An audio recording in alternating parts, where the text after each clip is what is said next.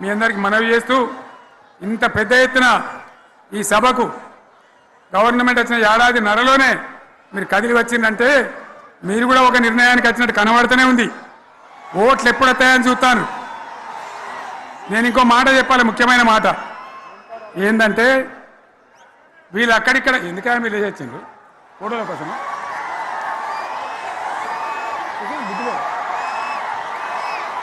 ఒక మాట చెప్పాలి, ఏంటి ప్రభాకర్ రెడ్డి అని మా ఎమ్మెల్యే ఉన్నాడు, దుబ్బాక ఎమ్మెల్యే. ఆయనతో ఎవరో హైదరాబాద్లో మాట్లాడితే అన్న ఇంకా 3 ఏళ్ళు భరించాను ఈ గవర్నమెంట్ అని మాట్లాడింది. ఆయన మాట చెప్పిండు విలేకరులు. అలా చూసారా మా గవర్నమెంట్ పడగొడతారట. మేమెందుకు పడగొడతాం రా భయ్? మాకేమైనా కాల్చేరు గులగులో పెట్టినాయా?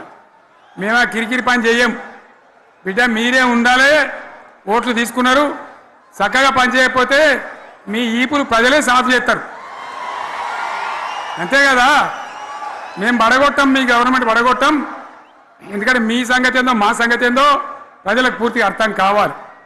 గులాబీ సైనికులకు నాది ఒక్కటే మాట, మనం ఏనాడు మనం పుట్టిందే పదవులు త్యాగం చేసి, పుట్టిందే రాష్ట్ర సాధన కోసం, స్వార్థం కోసం మనం పనిచేయలే. మీ అందరి నాయకులను కార్యకర్తలను నేను కోరేది ఒకటే, తెలంగాణ సమాజం అద్భుతంగా పురోగమించేదాకా మనం పనిచేస్తూనే ఉండాలి.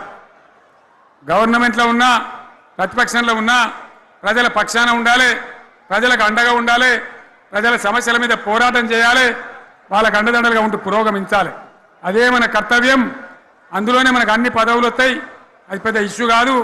ఎన్ని వేల మంది మనోళ్ళు ఎంత బ్రహ్మాండంగా ముందుకొచ్చారు. కాబట్టి మీరందరూ కూడా ఆ విధంగా రావాలి.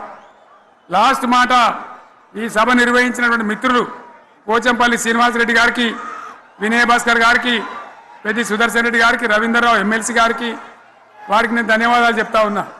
ఇక్కడ భూములు ఇచ్చి బ్రహ్మాండంగా ఆదరించిన ఈ ఎల్కతుర్తి చుట్టుపక్కల గ్రామాల ప్రజలకు కూడా, రైతులకు కూడా నేను ధన్యవాదాలు తెలియజేస్తా ఉన్నా. ఈ రజతోత్సవ శుభాకాంక్షలు మీ అందరికీ మరొకసారి తెలియజేస్తూ నేను మీరు సెలవు తీసుకుంటా ఉన్నా. జై తెలంగాణ, జై తెలంగాణ, జై తెలంగాణ. ధన్యవాదాలు. ఇప్పుడు లొలిపెట్టరా పై, బాగా లొలిపెట్టరు.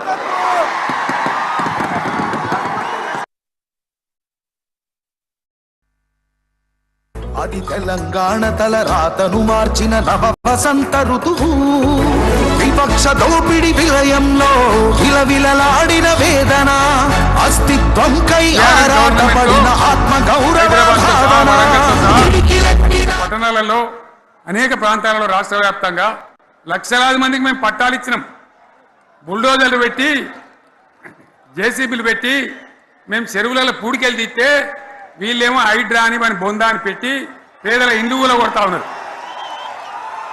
ఆనాడు చెరువు పూడికెళ్ళి తీసిన బుల్డోజర్లు ఇలా పేదల ఇండుగులో కొడతా ఉన్నాయి.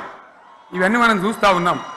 చూసి మౌనంగా ఉందామా, కొట్లాడదామా, ఏం చేద్దాం అనేది మనం ఆలోచించే సమయం వచ్చింది.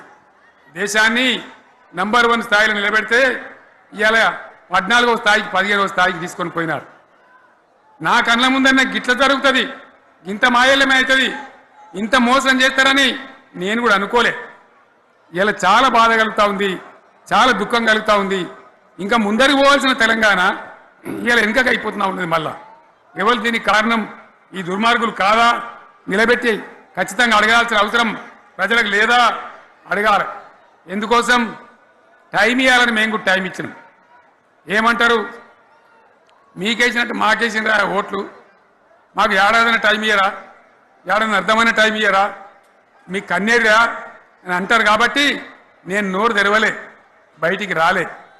కృష్ణా జలాల మీద గడబడి జరిగితే ఒక్కసారి అక్కడ నాయకులు తీరకపోతే నల్లగొండలో పోయి ఒక గర్జన చేసి వచ్చినా కానీ నేను ఎక్కడ బయటికి రాలే, మాట్లాడలే. కానీ ఏడాది అర్థం అయిపోయింది, ఇంకేం పాడైంది? పువ్వు పుట్టంగానే పరిమళిస్తుంది అన్నట్టు ప్రభుత్వం కథ తెలియదా? ఇంకేమున్నా వీళ్ళకి టైం ఎక్కడిది? వీళ్ళు ఏం చేస్తారు? చివరి 6 నెలలు అయితే ఎలక్షన్ అయినాయి. వీనికి ఉన్న టైమే 2.5 ఏళ్ళు. ఈ 2.5 ఏళ్ళలో వీళ్ళు చేస్తారు, మనం బతికి ముందర పడతామా? అందుకోసం ప్రజానీకం, మేధావులు, తెలంగాణ ప్రజలు దయచేసి అందరూ ఆలోచన చేయాలి. ప్రతిభానులు కూడా ఆలోచన చేసి దీనికి పరిష్కారం ఏందో కనుక్కోవాలి. మేధావితో పనిచేయాలి, ఆవేశంతో కాదు. ఆవేశంతో మనం